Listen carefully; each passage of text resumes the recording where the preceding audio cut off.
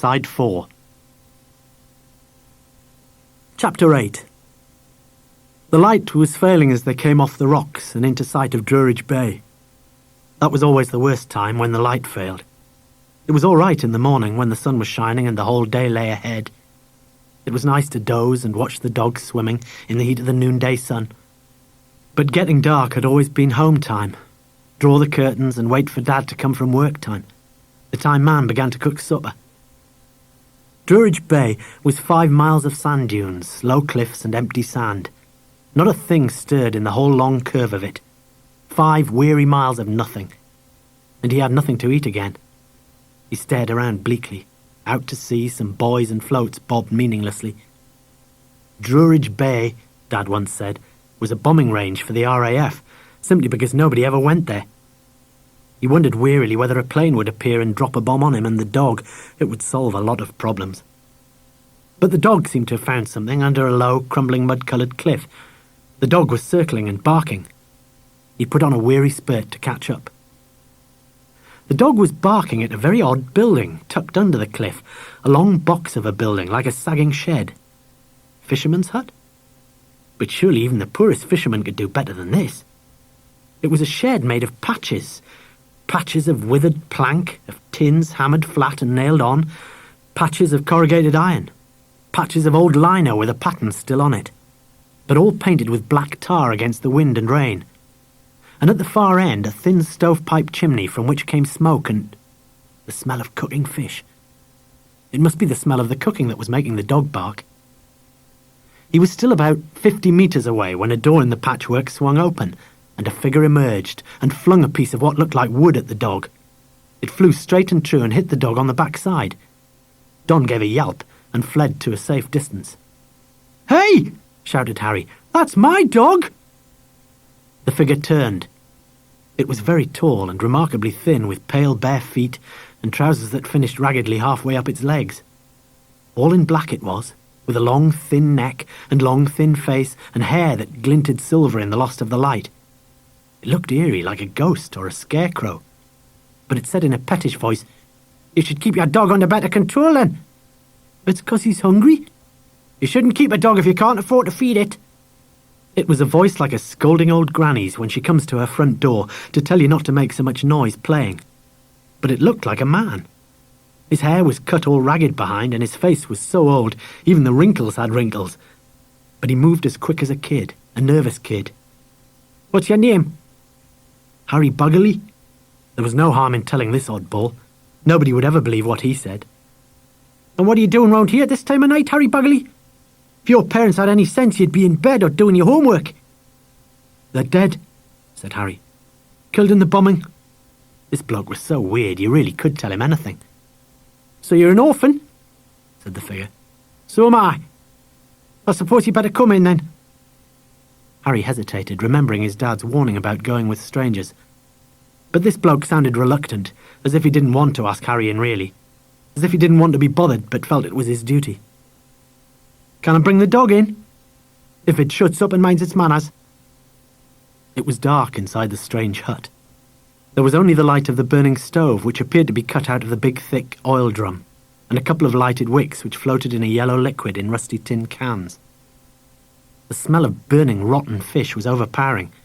Harry felt a bit sick. "Sit down." The man pointed to an unpainted keg, stamped Danish butter. Harry sat and stared around. The walls were hung with all kinds of things. 3 ship's lifebelts, a huge unlit ship's lantern, the broken rudder of a fishing boat, rusty saws and hammers. The man followed Harry's eyes. "All from the sea," he said with a strange pride. "All from the sea. I'm an orphan, but the sea's my father and my mother." Don began nosing around. "Keep that dog still or he'll have to go," shouted the man suddenly and shrilly. Harry, hearing a sudden patter of rain on the roof, grabbed Don's collar and said carefully, "What's your name?" "Joseph Keelty. Everybody knows me round here for miles around. I used to be a clerk at Smith's Dock before my mother died, God rest her. Then I came here. Do you want some fish stew?" "Yes, please," said Harry. He didn't know which was worse, feeling ravenous or feeling sick from the smell of burning fish. But when the fish stew was ladled out of a pot on the stove, and given to him with an incredibly battered spoon. It tasted marvellous. Don sniffed at the bowl hungrily, hopefully. "Have you got something for me dog?" asked Harry cautiously. "Does he eat raw fish? Or he'll eat anything?" The man produced a large whole fish from somewhere and lured the dog outside with it and slammed the door. "I'm not having him making a mess in here." They both listened in silence to the sounds of chewing outside the door. Then Harry said, "How long you lived here?" "Since before the last war. The last war was none of my business, neither is this one. I thought the Germans might be going to land here a couple of years ago, but they seem to have changed their minds now. Want to listen to the news?" Without waiting for Harry to say yes, he swung round and turned on a large old-fashioned radio with a proud flourish. "That radio was the one thing the sea didn't give me. I bought it second-hand at Hardy's in Amble. I bought it with the money I got for the fish. It runs on batteries. I buy them with money from the fish too." They listened in silence to Bruce Belfridge reading the news. The news wasn't very good, as usual. The 8th Army were retreating in the Western Desert. The Russians were retreating around Smolensk. The RAF had sustained comparatively light losses bombing Germany. The man switched off. "Must save the batteries. How are you going to manage now you're an orphan?" "Dunno," said Harry warily. "You can always manage by the sea," said the man. "I've learned that the hard way over 30 years. I'll show you how if you like. Then you'll have to go away and find your own beach. There's not room for two here on this one. Is that a bargain?" "It's nice of you," said Harry, and found he meant it. "Just doing me bit for the war effort," said the man. "You'll have to sleep outside, though, with the dog, in the shed." And he immediately led Harry to the door, taking the empty bowl off him as he went. The shed was simply one end of the long building, with a wall missing. It was full of propped-up salt-stained planks of wood, old fish boxes and lumps of cork. Don followed, the well-chewed remains of the fish still in his mouth. The wind getting up howled around the open shed, blowing in both spots of rain and rifts of hissing dry sand. "You'll make yourself snug enough here," said the man. "Well, good night to you." And he went in and slammed the door hard. Harry managed to build some kind of shelter for himself and Don behind the propped-up wood. A hand shook his shoulder. "Time to get up. Tide's on the turn. Time's a wasting. Drink this." The man thrust a very chipped enamel mug into Harry's hand. Harry sipped it. He thought it was tea without milk or sugar. It was as bitter as gall, but after he'd drunk it, he felt better. He peered out of his shelter. Dawn was just breaking, a steely slit between the grey sky and darker sea. There was a brisk breeze with rain in it. Then the man was back, handing him 3 straw fish baskets with handles. "That one's for sea coal, and that one's for slank, and that one's for anything interesting you find." "Like what?" "You'll see," said the man, striding off with what seemed to be 4 straw baskets in each hand. After 2 hours, Harry's back was breaking. He was soaked and his knees were caked with sand, and he'd lost all feeling in his hands from cold and wet. They were red and swollen. And yet he was still fascinated. The man stalked the tide line, bent double all the time, looking as natural as a heron on the hunt for its breakfast. He stalked with a heron's stride. He dipped with his hand like a heron striking. His feet even looked like heron's feet, bony and splayed and grey, and he must have eyes like gimlets. He didn't just find sea coal, which Harry soon learnt to recognise, and slank, which was a particular kind of seaweed which the man said was better for you than any green vegetables. He found a penny with the king's head almost worn away by the sea and sand. He found a round rusty tin, still half full of sweet-smelling tobacco.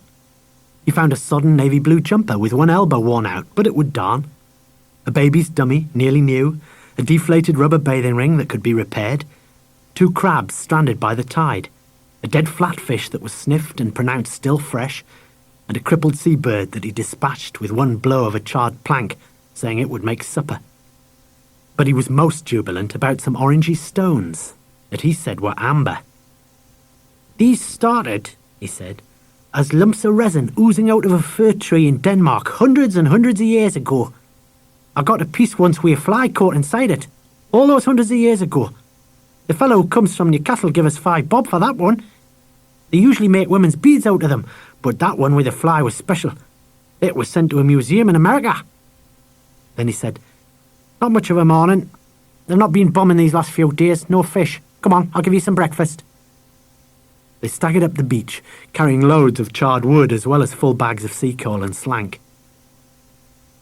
He learned to live with Joseph, learned when to stand up for himself and when to bend. Joseph had moods. In the morning he was as cruel and savage as a gull.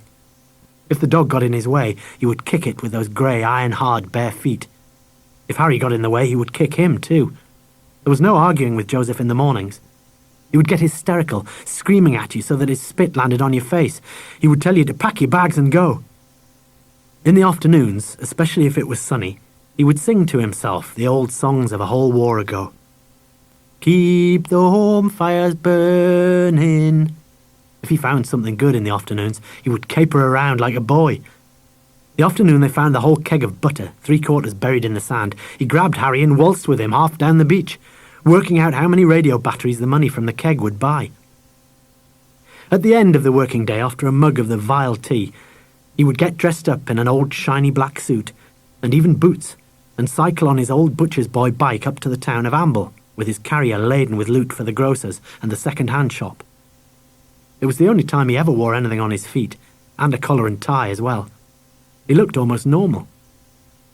When he came back, he would get the supper and tell Harry word for word what he had said to the grocer and how he'd put one over the second-hand dealer. That was the time to ask him favours. He would even give you things without being asked. Sometimes the things were useful, like a clasp knife with blades honed down till they were like sickles. Sometimes they were useless, like a photograph of a little girl in a Victorian sailor suit. Later in the evening, he would drink from black bottles and put his arm around you and tell you the story of his life, or philosophise. Everything's good for something, Harry. Everything's good for something. A dead fish has no use for its body, but the seagull that finds it has. A wrecked ship's no good to a sailor, but it's good for firewood. This war's bad for sailors, but it's good for me. I find dead uns, you know. Drag 'em above high water and go for the Coast Guard. They pay me £1 for every dead un. And when I die, I hope I go on the beach. Good for the fish, good for the gulls. I don't want to lie in no dark hole when I'm dead. When he started to talk about being dead, it was time to retire to the shed for the night. Lie cuddled up with Don and listen to Joseph shouting at himself and at his dead mother and at God. And then it was morning again. You never asked what you were eating with Joseph cooking. But the funny thing was, it always tasted good. And you never got ill. And you learnt so much. It was like being back at school again. Until the day the bombers came. The British bombers. They hadn't been on the beach more than 2 hours when the first bomber came, hard up the coast at zero height, skirting Beacon Point and the Scars. A mutter, a roar, a scream of engines. Tiny bombs dropping from its yellow belly at the yellow markers floating so peacefully in Druridge Bay. It was a strange bomber to Harry. Not one out of the war magazines or aircraft recognition booklets his dad had had.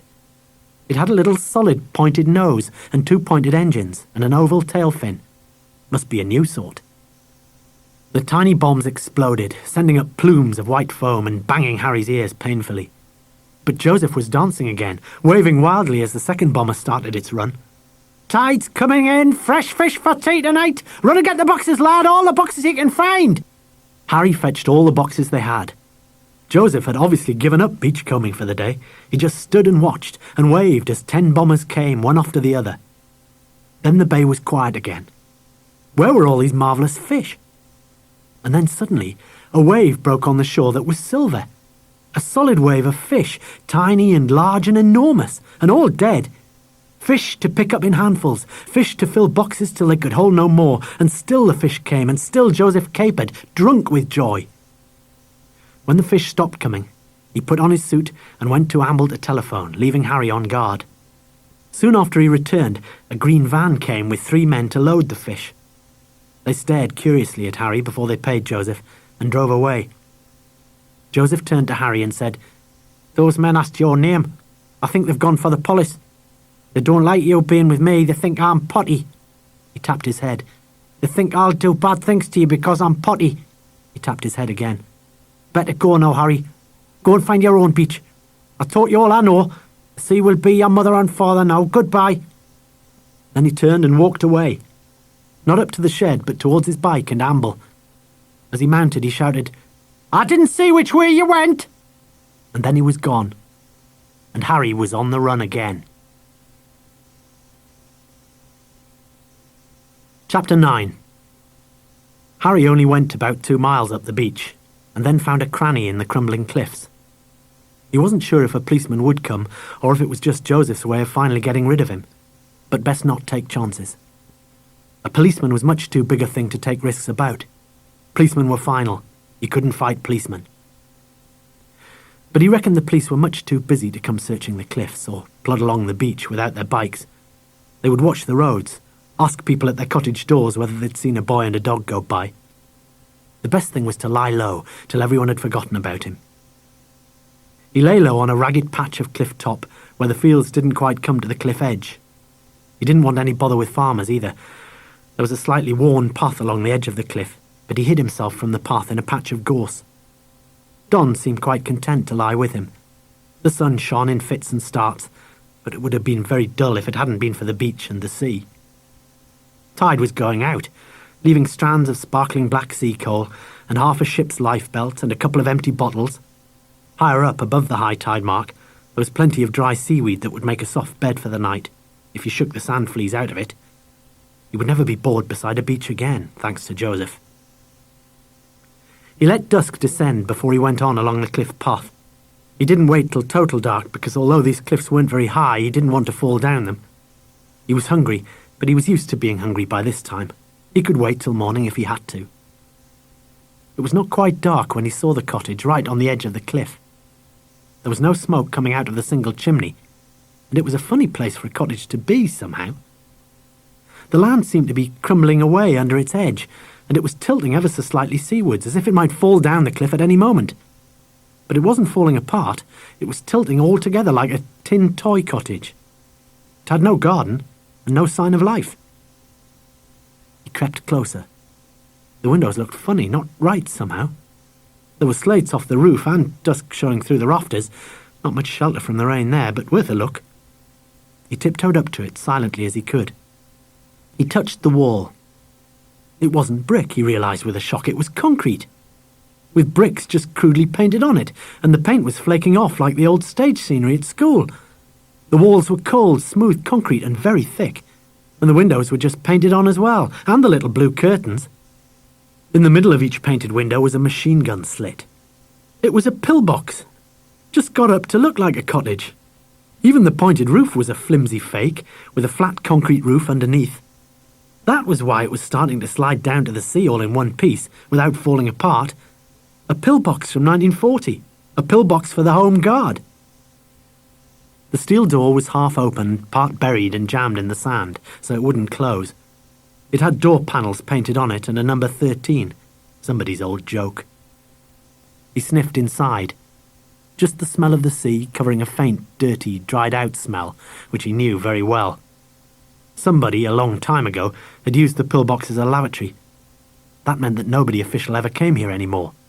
This was 1942, and the Home Guard was a joke because everybody knew that Hitler wasn't coming now. He went inside and lit one of the stumps of candles he'd nicked off Joseph. Well, he was owed something for loading all that fish. The floor was thick with sand, 2 or 3 inches blown in by the wind, and there were things left lying beside the mummified brown curls that were making the faintly dirty smell. There was a brown Daily Mirror from 2 months ago. That would come in useful for the loo. And there were bottles, beer bottles, that could be used to store water, and a box that could be broken up for firewood. But there were other things that baffled him. A pair of sandy, snake-like objects that turned out to be a pair of women's stockings, and a little gold thing that glinted fat yellow in the candlelight, a cheap earring. What the hell were dressed-up women doing in a dump like this? But the great thing he found was a real fireplace with real ashes in it. Pillboxes weren't supposed to have fireplaces, but he supposed since the fake cottage had to have a chimney, the Home Guard had made the most of it. It occurred to him that he could make this place very snug. Somebody had already blocked up the machine gun slits with a mixture of sacking and half bricks for some reason. He suddenly missed the dog. He went down to the cliff edge and saw it moving, a dim shape, down on the beach, running between the bands of seaweed, nosing here and there. Don was looking for his supper. Lucky Don. He didn't do much that night. Just picked up the mummified filth from the sandy floor with paper and threw it over the cliff. Then he spread his blankets and lay down, listening to the sound of the sea. Don soon came back, carrying something slimy in his mouth that smelt strongly of fish. To the sound of Don gnawing with gusto, he fell asleep. The next day was the most exasperating so far. It started all right. He was wakened in the dawn by the sound of the tide turning. He had all Joseph's habits by this time. He was on the beach straight away, looking for what the tide had left. There was plenty of good big sea coal, but he had no straw baskets to carry it in. He had to leave it in a row of little heaps till he found a fish box. The fish box was big, and he filled it too full of coal, and it was heavy to carry. By the time he'd carried 3 boxfuls up the cliff, he was weak and weary. He tried to dig free the iron door from the sand so he could close it and keep his things safe, but when he'd dug enough sand away, he found the hinges were rusted solid and wouldn't budge. So by the time the sun was well up and people might come, he had to bundle up his things and find a hiding place for them in the false roof over the pillbox. Slates kept falling off, revealing his hiding places. The real trouble was, he didn't know if this was a safe place or not. He didn't know if people still walked here along the cliff path, couples with dogs, nosy kids, because it was Saturday morning again. And even worse, he had nothing to eat. He'd found 2 dead fish that smelt all right. He'd topped and tailed and gutted them as Joseph had taught him, but he didn't dare light a fire to try to cook them until nightfall. Smoke from the chimney in broad daylight would be a dead giveaway. He tried to eat the fish raw, but the feel of it in his mouth made him throw up. Bitter strings of gall falling from his mouth onto the sand. He chewed a bit of a pocketful of slank, but it felt like chewing string. He would have to walk to Amble and try to get something at a fish and chip shop before he died of hunger. And he might meet Joseph in Amble, and then there'd be a right row. He walked along the cliff path, miserable as sin. Don ran before him, obviously well-fed, plume of tail waving, full of the joys of spring. He wished bitterly that he was a dog as well. It was a mile on that he saw the Beaufort's anti-aircraft guns, sticking their long thin muzzles into the sky out of their circular walls of sandbags, motionless. All except one that was going round and round in the most peculiar way. A bit further on there was a low brick building with sandbags piled up in front of the windows, and a green army truck. But there was no sign of life, except that the one gun kept going round and round. It was too intriguing, he couldn't resist it. He walked up to it, stepping over a very discouraged barbed wire fence. The gun stopped circling one way and began going round the other. In his hungry state, it made him feel quite dizzy. There was a single soldier sitting on the seat attached to the gun, whirling his arms so fast on some handle sticking out of the gun that his arms were a blur. He wasn't a very smart-looking soldier. He had his forage cap shoved under the epaulette on his shoulder, and his overalls were filthy with grease. As he circled past, he saw Harry standing there and stopped. "Hi, son!" He had a friendly lopsided grin because he had a fag end unlit stuck in one corner of his mouth. "You look like you've lost a shilling and found 6pence. All the cares of the world on your shoulders, on a lovely morning like this." "I'm starving," said Harry. What had he got to lose? And the man did have a very friendly grin. "Well, doesn't your mum feed you?" "Bread and scrape this morning. She's gone to Amble for the week's rations." Even Harry marvelled at what a liar he'd become. "Hard for growing boys," said the man, lighting his fag. "Try our dustbins." He nodded towards the brick building. "Go on, don't look at me like that. It's wicked what they throw away after a quiet night. When you get a jerry raid coming over, they get as hungry as hunters.